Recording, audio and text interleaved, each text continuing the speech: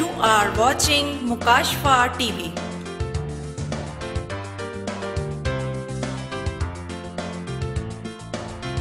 آپ دیکھ رہے ہیں مکاشفہ ٹی وی۔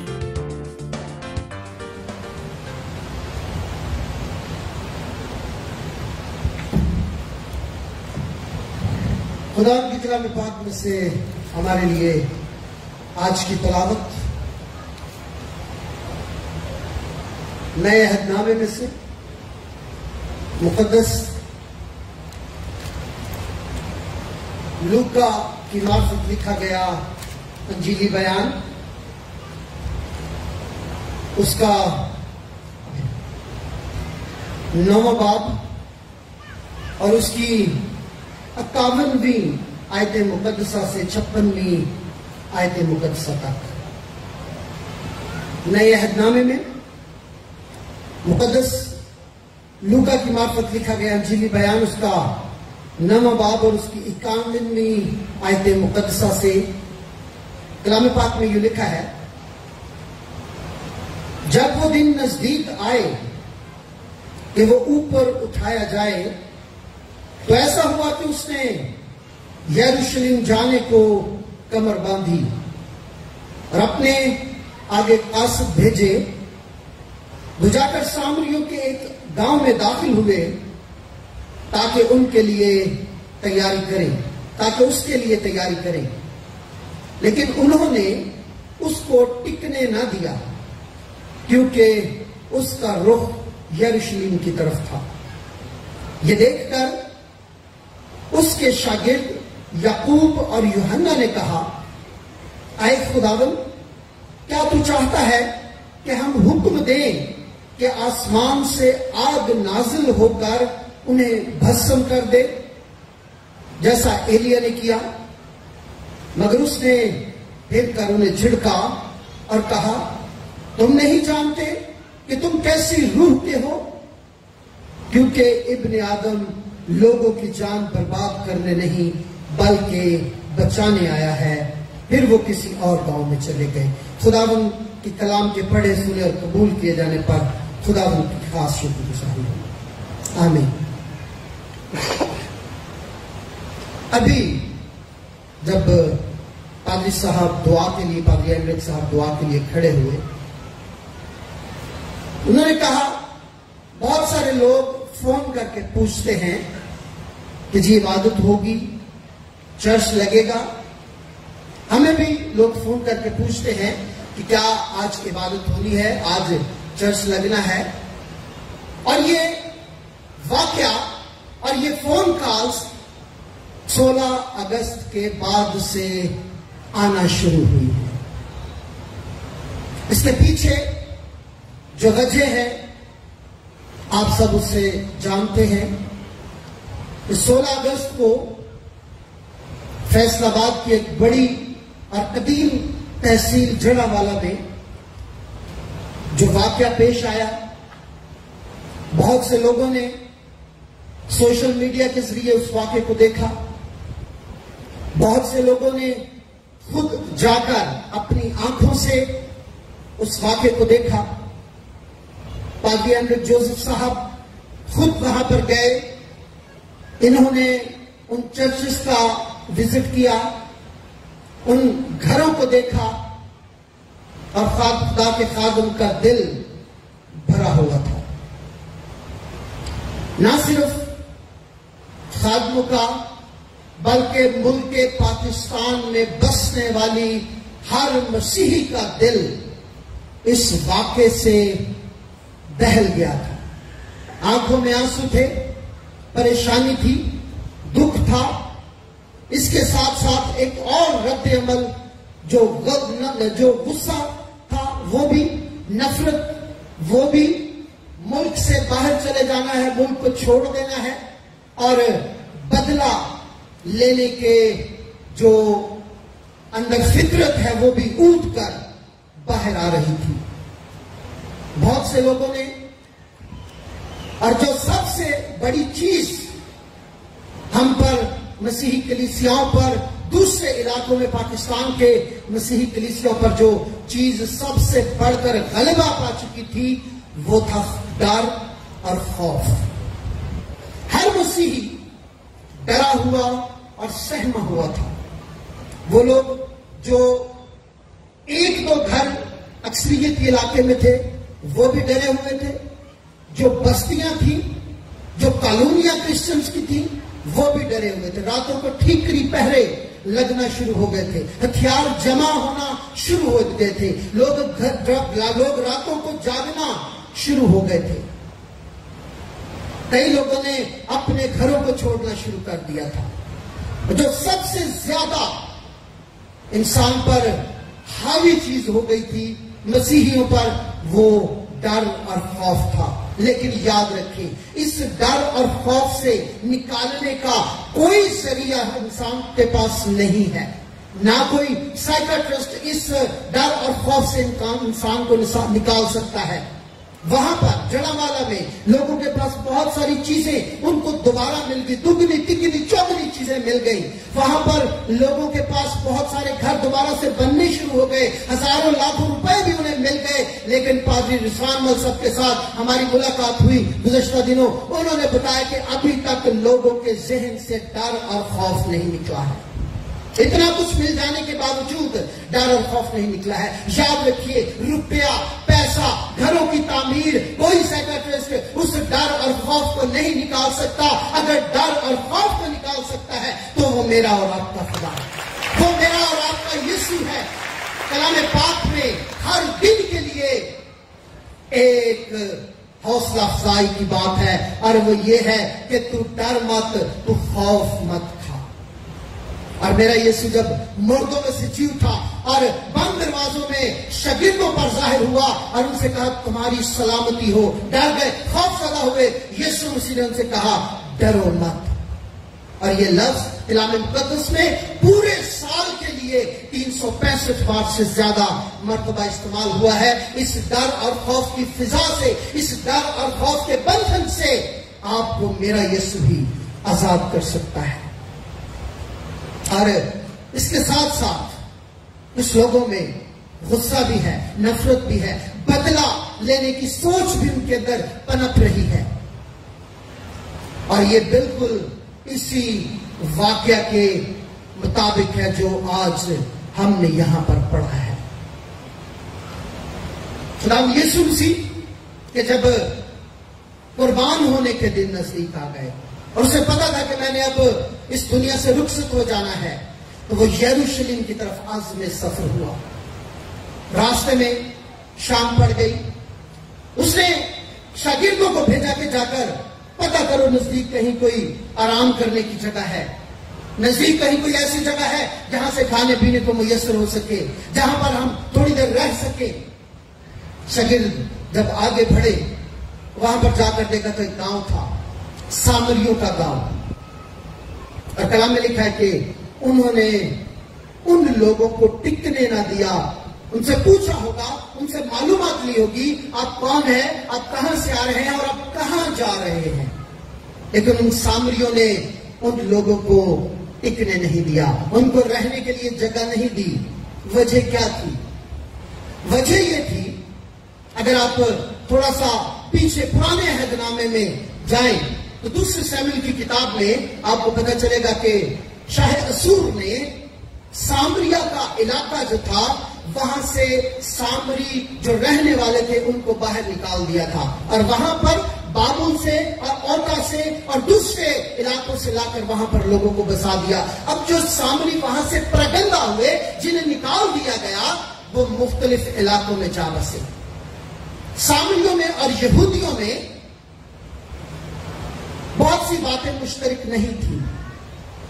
سامری خاص طور پر مقدس موسیٰ کی پہلی 5 کتابوں کو ہی توریت مانتے تھے، اور انہوں نے، اور اسے سامری توریت کہا جاتا تھا، وہ اسے ہی صرف خدا کا کلام مانتے تھے. سامریوں نے اپنے لیے کوہ گریزیم پر ایک ہیکل بنا رکھی تھی جہاں پر وہ اپنی عبادت کیا کرتے تھے. سامری توریت الگ تھی. जिसे वो पढ़ के और उसी के मुताबिक अपनी जिंदगी गुजारते थे। और यहूदियों के साथ जिन्होंने अपनी हैकल यरूशलेम में तामीर कर रखी थी, वो उनके साथ किसी किस्म का ताल्लुक नहीं रखते थे। यहां पर मैं आपको आजकल की जुबान में बताऊं तो यहूदी सामरियों को और सामरी यहूदियों को काफिर समझते थे। एक दूसरे के साथ खाना पीना, उठना बैठना पसंद नहीं करते थे, नफरत की निगाह रखते थे एक दूसरे के साथ। अगर आप यूहन्ना की इंजील का मुताला करें तो वहां पर खुदा यीशु मसीह जाते हुए सुखार नाम के एक इलाके में पहुंचे और वहां पर एक कुएं पर बैठ गए और शागिर्दों को भेजा कि जाकर कुछ खाने पीने के लिए लेकर आओ। वहां पर एक औरत पानी भरने के लिए आई और वो सामरी औरत थी। यीशु मसीह ने उससे कहा, मुझे पानी पिला। उसने कहा हैरत के साथ, अचंभे के साथ, उसने कहा, तू यहूदी होकर मुझ सामरी से पानी मांगता है? क्योंकि उसे पता था कि सामरी यहूदियों के साथ नफरत करते हैं और यहूदी अपने एक दूसरे के साथ मेल मिलाप नहीं रखते हैं। और खास तौर पर सामरी इंतहा पसंद लोग थे। वो यहूदियों के साथ कतई किसी किस्म का मेल जोल रखना पसंद नहीं करते थे, उनसे नफरत करते थे। और मेरे खुदावंद ने उस सामरी औरत के जहन को, उसकी सोचों को, उसके ख्याल को, उसके रास्तों को अपने कलाम पाक से तब्दील फरमाया और उसने मेरे यीशु से हमेशा की जिंदगी का वो पानी लिया जिससे वो फिर कभी प्यासी न रह सकी। अब इन सामरियों ने वहां पर यीशु मसीह और उसके शागिर्दों को रहने के लिए जगह नहीं दी और शागिर्दों में गुस्सा, बदला, नफरत आज हमारी तरफ भर आई।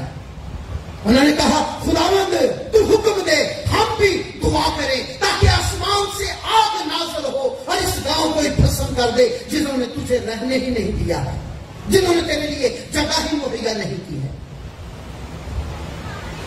और मैं समझता हूं कि आज हमारी सोच, आज हमारे ख्यालात भी इसी तरह के हैं। आज हम भी चाहते हैं कि हम भी आसमान दुआ करें और खुदा आसमान से आग नाज़िल कर दे। हम भी कहते हैं खुदा ऐसा कर दे, खुदा ऐसा कर दे, खुदा ऐसा कर दे, ताकि हमारे दिल में ठंडक पड़ जाए।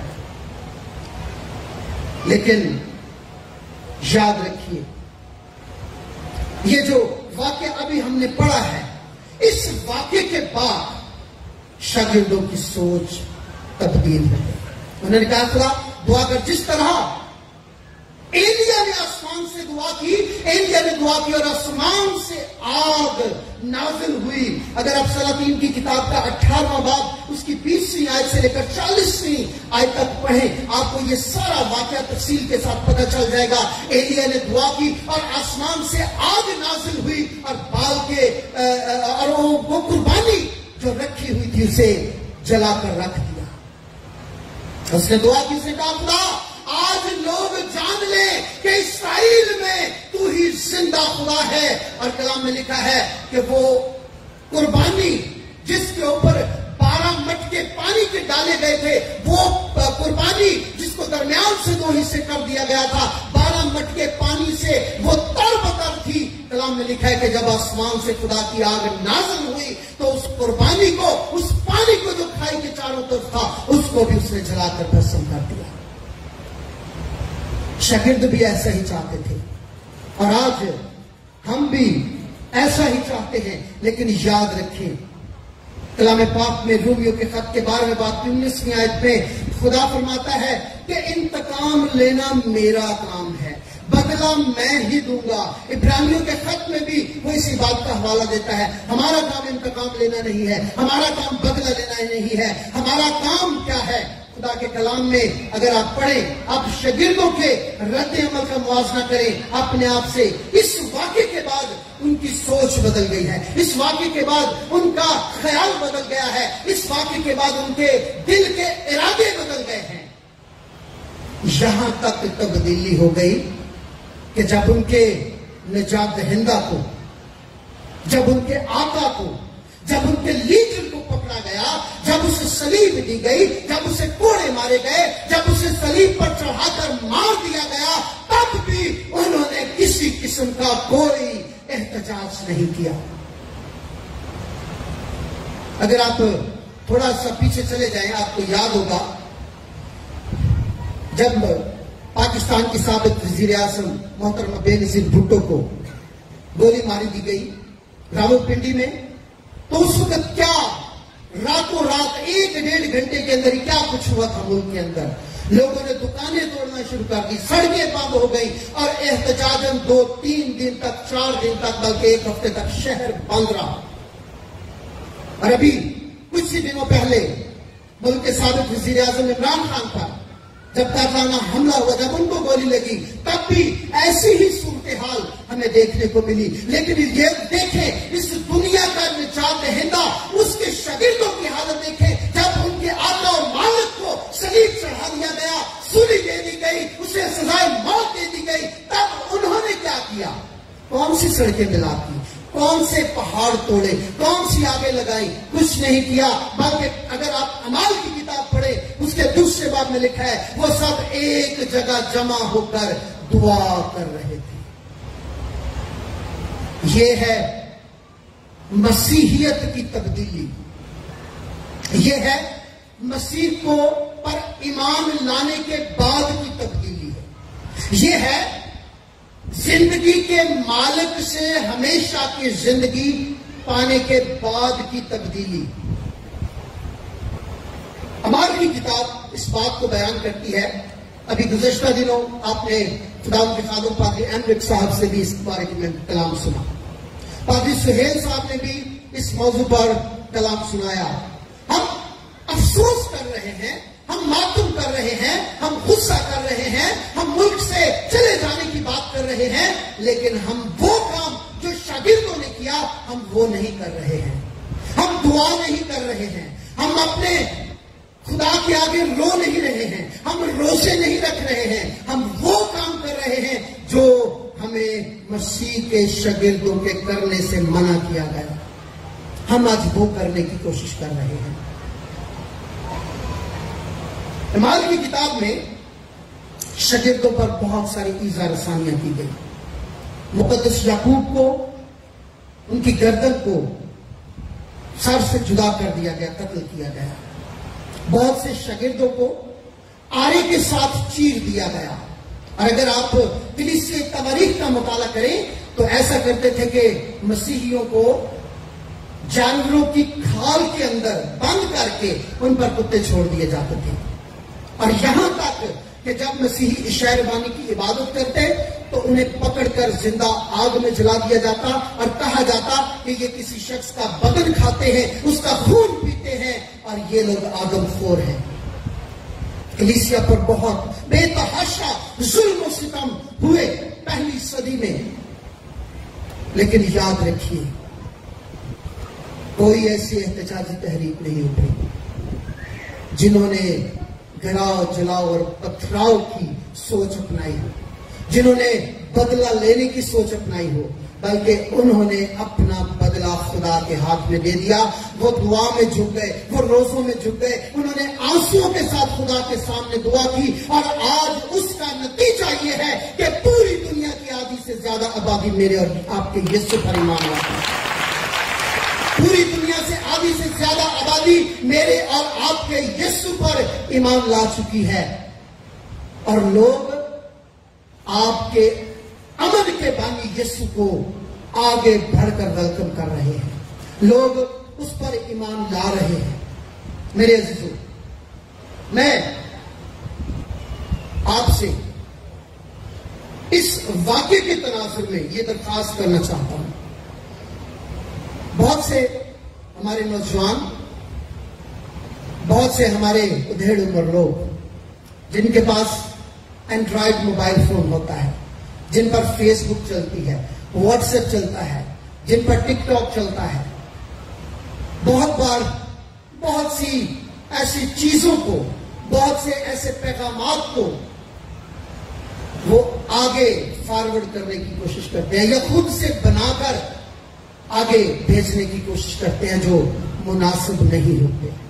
जब आपके पास फेसबुक पर, व्हाट्सएप पर, टिकटॉक पर कोई ऐसा पैगाम आता है जिसमें याद रखें किसी की तज़हीक की गई हो, किसी पर इल्जाम लगाया गया हो, हरगिज़ किसी की तज़हीक करने में और किसी की बदनामी करने में, किसी को परेशान करने में, किसी की दिल आज़ारी करने में मुआवन साबित ना हो, बल्कि उसको अगर आपके पास आई है तो उसको रोक ले, उसको आगे मत भेजें। हो सकता है आपके एक बटन दबाने से बहुत से लोगों के लिए परेशानी का सबब बन जाए, आपके लिए परेशानी का सबब बन जाए। सो अगर आप व्हाट्सएप, अगर आप टिकटॉक, अगर आप फेसबुक वगैरह यूज करते हैं तो उसे बड़ी एहतियात के साथ इस्तेमाल करें। बहुत से लोग बातचीत करने में भी ध्यान नहीं देते हैं।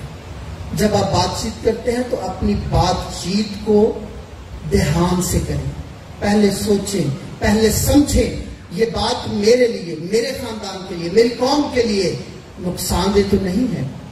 पहले उस पर सोचकर, गौर करके फिर बात को आगे बढ़ाने की कोशिश करें।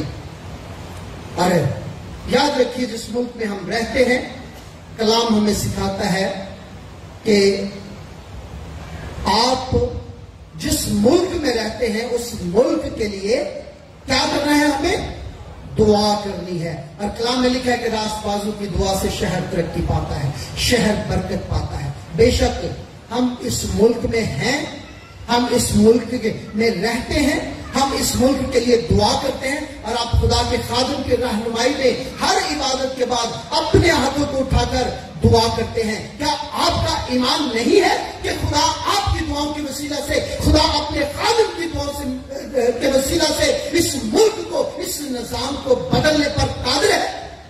अगर ईमान है तो फिर क्यों हम इतने बदल हैं? हम यहां तक कि हम चाहते हैं हम इस मुल्क को छोड़ दें। अभी कुछ दिन पहले इबादत खत्म हो चुकी थी तो एक खानदान मेरे पास आया। यहाँ पर चर्च में पादी साहब आराम के लिए जा चुके थे। सॉरी, पादी साहब उस दिन हाफसाबाद गए हुए थे, पिछले इतवार की बात है। एक खानदान मेरे पास आया, पादी साहब हम बड़े परेशान हैं। क्यों परेशान हैं? उन्होंने कहा कि जी हमारा घर है किराए का, हम एक जगह पर रहते हैं, हमारे इर्द गिर्द दूसरे लोग हैं, हमें परेशानी होती है, हमें डर है, हमें खौफ है, तो हमारे लिए कुछ मेहरबानी करें। मैंने कहा जी हम क्या कर सकते हैं? उन्होंने कहा जी या तो हमें किसी मसीही कॉलोनी में घर ले दें, अगर नहीं तो हमें चर्च में जगह दे दें, और अगर ये भी नहीं कर सकते तो फिर हमें मुल्क से बाहर भेज दें। मैंने उनसे दरखास्त की कि पहली बात तो ये है कि आपका घर किराए पर है, अपना नहीं है, तो आपके लिए तो बड़ा आसान है, आप घर छोड़े और किसी दूसरी जगह पर घर ले लें। अगर वहां पर आपको परेशानी है तो ऐसी क्या बात है? दूसरी बात, आप कहते हैं जी हमें चर्च में ले आए, तो मुझे ये बताएं, ये जो जगह है, ये जो एरिया है, यहां से हमारी चीख भी किसी मसीही घर तक नहीं जाएगी। यहां से पहला घर 2 किलोमीटर दूर है। और सबसे ज्यादा खतरा, मैंने उसे कहा कि आपके घर को है या चर्चेस को है? आजकल के दौर में सबसे ज्यादा यहाँ पर हुकूमत ने हमें पुलिस की नफरी दे रखी है, सिक्योरिटी वाले बैठे हुए हैं, हमारे चर्च का सिक्योरिटी स्टाफ कितने दिन तक बैठा रहा। मैंने उनसे कहा कि डर और खौफ या मतलब ज्यादा खतरा या ज्यादा नुकसान का अंदेशा किसको है? आपके घर को है, आम घरों को है, कि चर्चेस को है? ऐसी चर्चेस को है। तो मैंने कहा एक दूसरी बात बताएं, आप आम इंसानों को ज्यादा खतरा है तो जब वो जो चर्च में रहता है उसको खतरा है? उन्होंने कहा जी वाकई पादी साहब खतरा तो पादी साहबों को ही है। तो मैंने कहा जब खुदा का खादिम यहाँ पर मौजूद है, वो नहीं घर छोड़ रहा, तो आप क्यों छोड़ रहे हैं जब वो अपने घर में मौजूद है? अच्छा फिर साहब बाहर ही निकाल दो। मैंने उनसे कहा, मैंने कहा जी अगर बाहर जाने की बात होती तो सबसे पहले तो इस मुल्क से पादरी चले जाते ना। जब अगर बाहर जाने की बात होती, वो जड़ावाला में जितने पादरी है वो तो कब के चले गए होते। ये इतना आसान नहीं है। मैंने कहा जो अमेरिका ने क्या सारे इधर भेज दियो, तो मैं क्या फिर चले जाओ, अमेरिका ने जहाज भी कर ले होने से भगो तो निकल जाओ फटाफट। मैंने उनसे कहा मेहरबानी करें, आजकल बहुत से फ्रॉड हो रहे हैं, लोग धोखा देने की कोशिश कर रहे हैं। وہ آپ سے کہتے ہیں کہ جی ملک پاکستان میں خطرہ ہے، امریکہ نے، کینیڈا نے، برطانیہ نے ویزے آفر کر دیے ہیں، ہم آپ کو باہر بھجوا دیں گے، 2 لاکھ روپے ایک فرد کا لگتا ہے، 3 لاکھ ایک کا لگتا ہے، 5-10 لاکھ روپے دیں، آپ کی پوری فیملی امریکہ چلی جائے گی۔ ابھی کچھ دن ہوئے ایک فون مجھے وہاں سے آیا، یہ کھڑڑے والا سے، ستار سے ایک فون آیا، پادری صاحب انہوں نے ہم سے پیسے لے لیے ہیں، ایک پادری صاحب ہیں، پیسے لے لیے ہیں اور اب ہمیں باہر نہیں بھجوا رہے۔ تو میں نے ان سے یہ درخواست کی، میں نے کہا اگر امریکہ نے ویزے کھولا تو ان کے ایمبیسی اسلام آباد ہے، آپ جائیں ان سے کہیں کہ جی ہمیں ویزا دیں۔ اس طرح کے فراڈ میں پھنس نہ جائیں، اس طرح کے فراڈ کے اندر قابو میں نہ آ جائیں، اپنے پیسے نہ برباد کر لیں۔ لوگ گھر بیچ کر پیسے دیتے ہیں اور پھر بعد میں کچھ بھی نہیں بنتا ہے۔ یاد رکھیے کہ اپنے آپ کو، اگر خدا نے آپ کو اس ملک میں رکھا ہے تو اس کا کوئی مقصد خدا کی نظر میں ہے۔ آپ یہاں پر آتے ہیں، اس کا مقصد خدا کے پاس ہے۔ آپ خدا کے خادم کے ساتھ مل کر دعا کرتے ہیں اور ہمارا ایمان ہے کہ خدا اس ملک کے حالات کو ضرور بدلے گا۔ خدا اس ملک میں مسیحیوں کے لیے حالات کو بہتر کرے گا۔ یقیناً ہمارے لیے پریشانی ہے، یقیناً ہمارے لیے دکھ ہے، لیکن یاد رکھیں خدا کے کلام فرماتا ہے اپنی ساری فکریں مجھ پر ڈال دو کیونکہ مجھے تمہاری فکر ہے۔ خدا کو ہماری فکر ہے، خدا کو ہماری فکر ہے۔ جب وہ، اور کلام میں لکھا ہے کہ تم فکر کر کے کیا کر سکتے ہو؟ اپنا ایک سفید بال کالا نہیں کر سکتے فکر کر کے، رنگ لا کے پاوے کر لو، اور جتنی مرضی فکر کر لے کچھ نہیں کر سکتے۔ ہاں اگر کچھ کر سکتا ہے تو وہ میرا اور آپ کا خدا ہے، اگر کچھ کر سکتا ہے تو وہ میرا اور خدا آپ کے لیے کرتا ہے۔ سو میرے عزیزو یاد رکھیے، اس سوچ کو بدلنے کی کوشش کریں۔ خدا یسوع مسیح نے اپنے شاگردوں کو جو کہ تم کیسی روح کے ہو، اس کے پس سے پردہ وہ ان سے کہنا چاہ رہا تھا تم نے 3 سال مجھ سے تربیت حاصل کی ہے، تم نے ایسی تربیت پائی ہے، تم 3 سال میرے ساتھ رہے ہو، کیا تم نے ایسا رویہ دیکھا ہے میرا؟ تم 3 سال میرے ساتھ رہے ہو، کیا تم نے یہ سوچ اپنائی ہے میری؟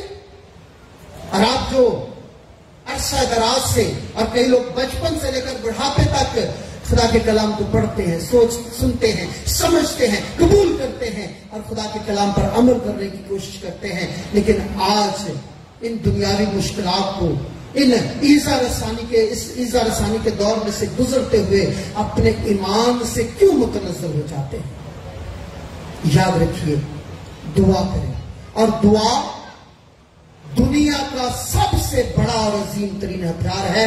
وہ کام خدا کا خادم کہتا ہے، قادیانی صاحب اکثر کہتے ہیں، وہ کام جو دعا سے نہیں ہو سکتے، وہ تالے جو دعا سے نہیں کھل سکتے، وہ روزے سے کھل جاتے ہیں۔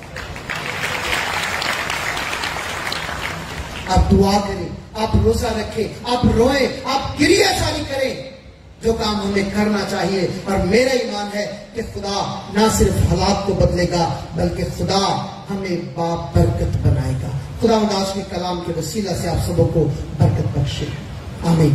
اپنے سروں کو جھکائیں گے اور دعا کریں۔ ہاللیلویا، ہاللیلویا۔ خدا قادر مطلق خدا، ہم تیری شکر گزاری کرتے ہیں تیرے بڑے فضل کے لیے، تیرے رحم کے لیے، اور ان خوبصورت الفاظ کے لیے جو تو نے پورے سال کے لیے اپنے کلام مقدس میں ہمارے لیے رکھ چھوڑے ہیں۔ ڈر مت اور خوف مت کھا۔ قادر مطلق خدا، ہم تیری منت کیا چاہتے ہیں، اس ڈر کو، اس خوف کو ہمارے دلوں سے، ہمارے ذہنوں سے، ہماری سوچوں سے نکال۔ قادر مطلق خدا، ہم تیرے سامنے روتے ہیں، گڑ گڑاتے ہیں، منت کرتے ہیں، ہمارے ملک کے حالات کو تبدیل فرما، مسیحیوں کے حالات کو تبدیل فرما، مسیحیوں پر ظلم و ستم کے حالات کو تبدیل فرما۔ ارے قادر مطلق خدا، ہم تیری منت کرتے ہیں کہ تیرے لوگ برکت پائیں، تیرے لوگ بحالی پائیں، تیرے لوگ ذہنی طور پر بحال ہو جائیں، ذہنی طور پر بحال ہو جائیں، گھریلو طور پر بحال ہو جائیں۔ خدا دعا کرنے کے لیے تیار کر، خدا ہم اس بات کے لیے تیار کر کہ ہم جان لیں کہ تو بدلہ لیتا ہے اور تیرا ہی کام ہے۔ خدا یسوع مسیح کے نام کے وسیلہ سے آمین۔ You are watching Mukashfa TV.